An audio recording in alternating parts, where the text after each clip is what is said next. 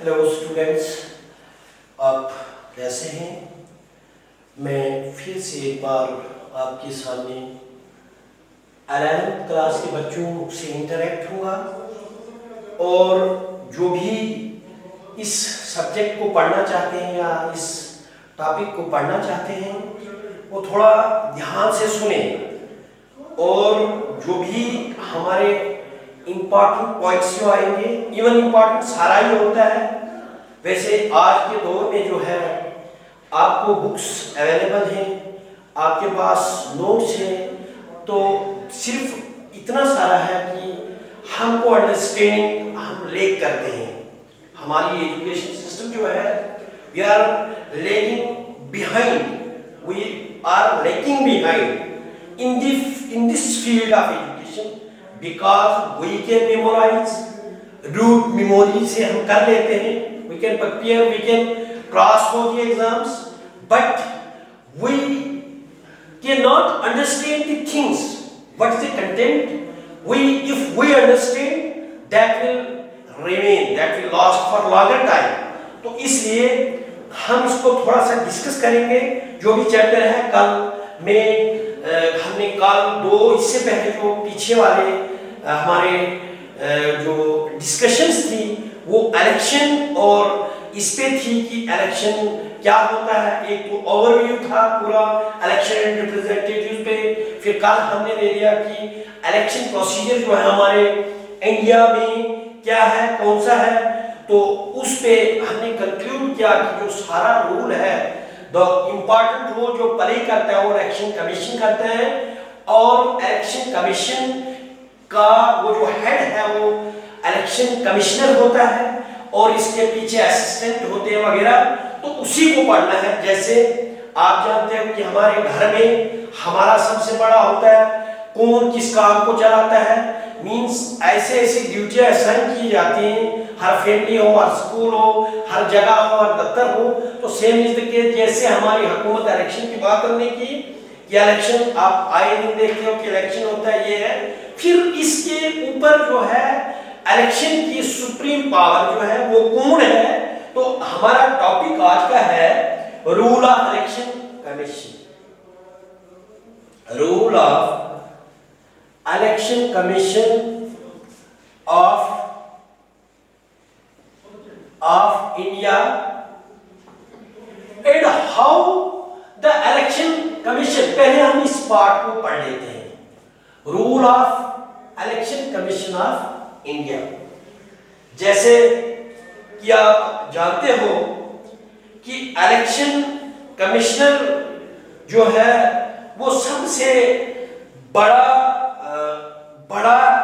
Authority है, सबसे बड़ी हस्ती है, इंडिविजुअल है, शख्सियत है जो पूरे इंडिया में इलेक्शंस करवाता है और जो इसके लिए क्या करता है उसको सपोर्ट भी दी जाती है ताकि फ्री और फेयर इलेक्शंस हों। तो we can summarize the rule of, इनको हम देखेंगे कि इलेक्शन कमिश्नर के क्या क्या काम होते हैं। इलेक्शन कमिश्नर जो है वो कंट्रोल करता है सारा मशीनरी, जो भी काम हो रहा है, जो भी इलेक्शन प्रोसीजर है, all that is controlled by election commissioner. Number 1 लिखेंगे मैन एंड मशीनरी।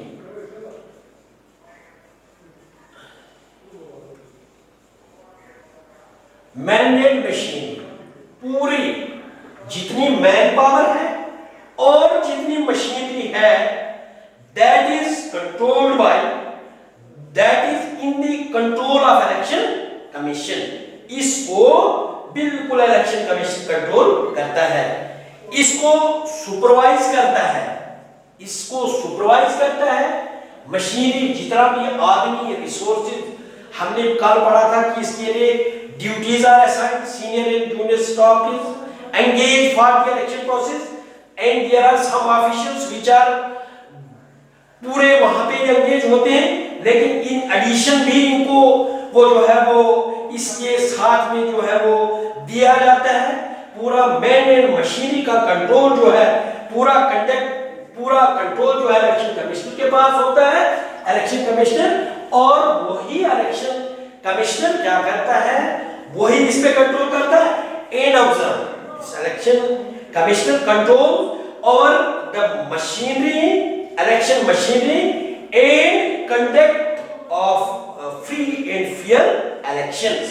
तो इसमें क्या वो कैसे करेंगे, he supervises all that what is going on in this process in the election process, what machinery is utilized for conducting of elections, the main power who is deployed for conducting free and fair elections. All our supervision is done by the election commissioner. He is responsible for the fair and ये जो है election के लिए खालस और खालस वो जो है हमारा इलेक्शन कमिश्नर है, उसमें कौन सी मशीनरी इन्वॉल्व की जाती है, उसमें कौन से मैन पावर यूज किए जाते हैं, ऑल इज जो है वो controlled by the election commissioner. और इस प्रोसेस में during his observation, whenever the election commissioner observe कि if it needs to be modified, it needs to be change certain processes, कुछ इसमें ऐसा प्रोसेस है जिसको which needs to be transferred, to be modified, उस rule में थोड़ा सा चेंज करने की जरूरत है। तो that is responsibility of election commissioner कि that can make the necessary change during this process। फिर नंबर 7 आ गया इलेक्शन कमेटीज। इलेक्शन कमीशन जो है वो कमेटीज, वो मेंबर्स, वो ऐसे आदमियों को डिप्लॉय करता है जिसके प्रिपेयर दी वोटर लिस्ट। काल भी आता है थी वोटर लिस्ट के लिए इलेक्शन कमीशन के ही अंडर में, it is the responsibility of election commissioner that under his supervision and guidance these officials, the committee of the set of a team of officials is made who are responsible, who are assigned the duty of preparing the voter list। वो voter list को बनाते हैं। These voter lists are framed for the universal adult franchise, means in our constitution there is a provision that every individual, irrespective of color, caste, creed, sex and location, enjoy the universal adult franchise। किसी मिल्लत के, किसी मजहब, किसी नस्ल, रंग, दिशा के कोई भी आदमी जो एज अटेन करता है, maturity means in our India the maturity age for casting vote is 18 years। It means whenever anybody belonging to any part of the country, belonging to any race, any religion, he has there is a provision for him that he will cast his vote in favor of a contesting candidate जो उसकी चाहत का हो, जो उसे पसंद हो, तो वो उसको वोट दे सकता है। और उसके लिए जो है वोटिंग लिस्ट जो है प्रिपेयर की जाती है। if someone is excluded means अगर कोई रह जाता है, किसी को लिस्ट से निकाल दिया गया है, निकालना तो पड़ता है। exclusion also takes place whenever there is a death of certain voter, किसी का, तो उसमें से उसको निकाल दिया जाता है, जो पुरानी लिस्टें होती है। लेकिन टेम्परेरी लिस्ट में सपोज वहां पे किसी का नाम एंटर नहीं होता है, तो वहां पे इसके लिए टाइम फिक्स होता है कि there is a fixed interval of time in which the inclusion of that individual is made in the list, the necessary arrangements are made। वहां पे उस आदमी को उसके अंदर लिस्ट में डाला जा सकता है। तो means there is a provision। अब तीसरा जो है इलेक्शन कमिश्नर का दूसरा काम आ गया था कि वोटर लिस्ट बनाना, वोटर लिस्टों को सारों को इंक्लूड करना, जो उससे निकाला है। Means this is at the second duty, means सारा काम होता है। तो हम कुछ काम ऐसे, कुछ रूल ऐसे हैं जिन रूल्स की हम बात करते हैं कि हर इलेक्शन से पहले वोटर लिस्ट का दोबारा से उसका किया जाता है अपडेट किया जाता है हर वोटर लिस्ट को। फिर हमारा election commission provide election symbols to different parties. Number 3 आ गया इलेक्शन सिंबल्स। इलेक्शन सिंबल्स हो गया, हर कंटेस्टिंग पार्टी है, हर कैंडिडेट है, तो उस कैंडिडेट को इलेक्शन में कोई सिंबल, उसके लिए कोई अलामत दी जाती है ताकि लोग उस सिंबल के नाम पे वोट दें। तो इसके लिए हम कह सकते हैं कि ये जो इलेक्शन सिंबल्स, जो इलेक्शन कमिश्नर है, provide the symbols to the political party as well as independent candidates. वो जो हमारी रिकॉग्नाइज्ड रीजनल पार्टीज हैं या नेशनल पार्टीज हैं, उनका तो वंस अलॉट हो जाता है, साइन हो जाता है सिंबल, लेकिन साथ साथ में वो हमारे उनको जो हमारे इंडिपेंडेंट कैंडिडेट्स हैं, जितने भी हैं, कोई भी लड़ सकता है, अधिकार है, प्रोविजन है हमारे कॉन्स्टिट्यूशन में कि जो चाहे वो इलेक्शन लड़ सकता है। मींस इसके लिए भी हमारे कुछ क्राइटेरिया है, जो नहीं लड़ सकता है मींस जो भी लड़ेगा तो उसको ये duty, it is the rule of election commissioner to provide them, to assign them symbols as Congress I जो हमारी है, that Congress I has been assigned with the symbol of hand. हाथ जो है हमारी कांग्रेस का निशान है, and lotus is assigned to the BJP, Bharatiya Janata party को इस लोटस का है जो सिंबल असाइन किया हुआ है।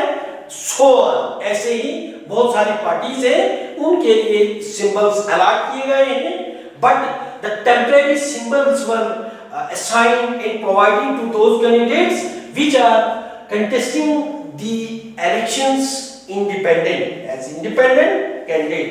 तो फिर हमारा फोर्थ आएगा, चौथा जो हमारा है, चौथा हमारा क्या है कि इलेक्शन कमीशन क्या करता है? Election commission declares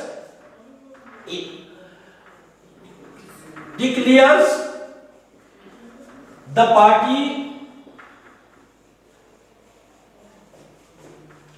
as regional or national। फिर दूसरा रूल है, एक काम है हमारे इलेक्शन कमिश्नर का, इलेक्शन कमीशन का, कमिश्नर का नहीं, इलेक्शन कमीशन का, कि वो it all those is done under the supervision of election commissioner, but this is election commission who is responsible for doing all that। तो इसमें जो है इलेक्शन कमीशन हमारा क्या करता है कि वो डिक्लेयर करता है, रिकॉग्नाइज करता है, डिक्लेयर करता है, रिकॉग्नाइज करता है कि क्या पार्टी नेशनल लेवल की है, क्या पार्टी रीजनल लेवल की है, क्या पार्टी बनने के काबिल है या नहीं है। It is up to the election commission. उसके ऑब्जर्वर्स होते हैं, वो खुद ऑब्जर्व करता है, कैसे करेगा कि पार्टी की लेवल कैसी है, उसकी मेंबरशिप कितनी है। अगर मेंबरशिप बहुत ज्यादा है तो that is declare, that is recognized as national party. Suppose the membership means उसकी मशहूर फेमस जो है वो बिल्कुल कम है, उसको लोग बिल्कुल सपोर्ट कम कर रहे हैं, तो हम कह सकते हैं कहीं न कहीं कि वो जो है ये जो है रीजनल होगी, तो इट मींस इट रिकॉग्नाइज। अब हम देख लेंगे कि हमने थोड़ा सा ये किया। अब हम देखते हैं कि इंडिपेंडेंस, आजादी कितनी है। इस कमीशन जो है ये अपनी आजादी को मतलब कितना, ये किसी पे डिपेंड नहीं, क्या इस पे कोई इंटरफियर कर सकता है। हमारा इलेक्शन कमीशन जो है इट्स ये क्या करता है कि इट्स इंडिपेंडेंस कैसे साबित करता है कि ये किसी के मातहत नहीं, इलेक्शन कमीशन किसी हुकूमत का मानता नहीं, इलेक्शन कमिश्नर्स जो है वो बिल्कुल अलग से हैं।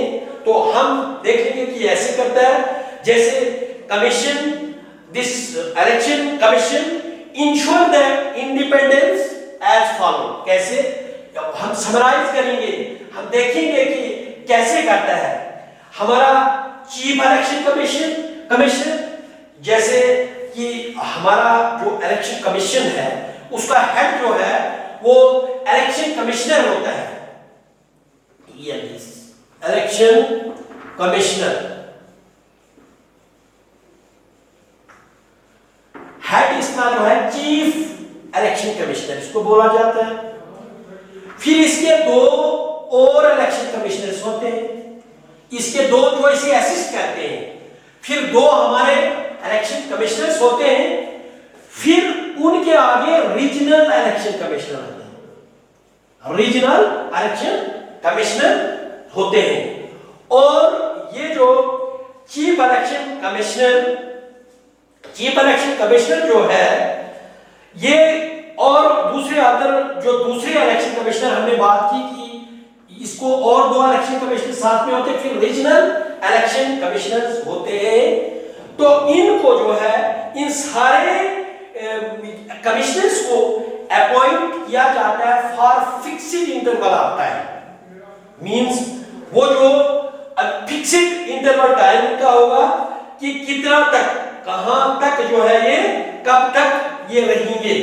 मींस सारा जो चीफ इलेक्शन कमिश्नर है ये है, ये और दो कमिश्नर्स इसके हैं, और रीजनल इलेक्शन कमिश्नर जो है they are appointed for fixed term, they are appointed, इनकी अपॉइंटमेंट जो है फिक्स्ड टर्म के लिए की जाती है। फिक्स्ड टर्म मतलब वंस दे आर अपॉइंटेड, फिर उनको उससे रिमूव नहीं किया जाता।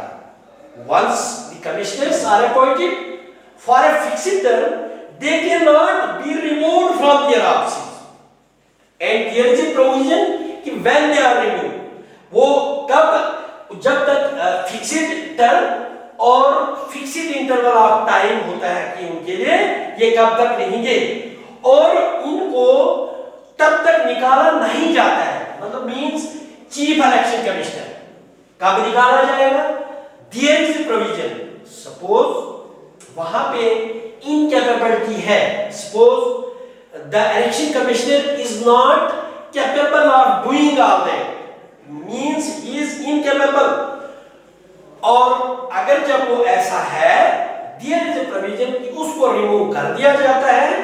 लेकिन जब इसका ये इश्यू जो है ये पास हो जाएगा, ये जो है उस ग्राउंड पे वो जो इसमें इनकैपेबिलिटी थी या उसने मिसबिहेव कर दिया, वो पास होगा इन बोथ द हाउसेस, जो हमारा पार्लियामेंट के हमारे जो दो हाउसेस हैं बाय 2/3 मेजॉरिटी, बाय 2/3 मेजॉरिटी में अगर रेजोल्यूशन पास हो जाता है कि इसमें ये इस किस्म की इसको रिमूव करना है, तो उस सूरत में इलेक्शन कमिश्नर को रिमूव कर दिया जाता है।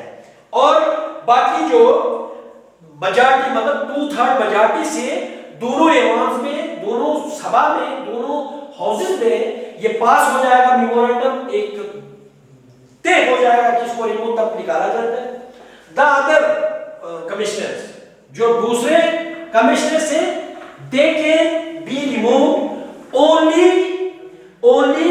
and only when there are recommendations of election commissioners, means दूसरे जो है, दूसरे इलेक्शन कमिश्नर्स जो है, जो असिस्ट करते हैं चीफ इलेक्शन कमिश्नर को, they cannot be removed from their offices unless and until there are recommendation of chief election commissioner। जब चीफ इलेक्शन कमिश्नर रिकमेंड करेगा तो उसी समय उनको उस टाइम से पहले और उस फिक्स्ड टर्म से पहले उसको रिमूव किया जाएगा। फिर आ गई सैलरीज की बात। इनकी सैलरीज कहां से आते हैं? जो हमारा चीफ इलेक्शन कमीशन है, दूसरे कमिश्नर से और हमारे रीजनल कमिश्नर्स हैं, their salaries and other allowances whatever they are paid from where they get, कहां से? इसके लिए जो होता है इनके लिए they are paid out of the consolidated budget, उनका सेविंग्स और अदर अलाउंसेस जो है उसके वो कंसोलिडेट बजट होता है इसके लिए consolidate budget they that expenditure is made out of consolidate budget. फिर हो गया इसका tenure, once they can be appointed और they can not be remove but they can remove automatically जब उनकी सर्विस कंडीशंस पूरी हो जाएगी। तो टेन्योर क्या है? Tenure in other services condition of chief election commissioner and other election commissioners are fixed by the president of India. इसको जो हमारा chief election commissioner, the other commissioners and regional commissioners, their tenure is fixed by the president of India, how long they remain in that position। तो ये था आपके लिए, आपको कैसा लगा? थैंक्स।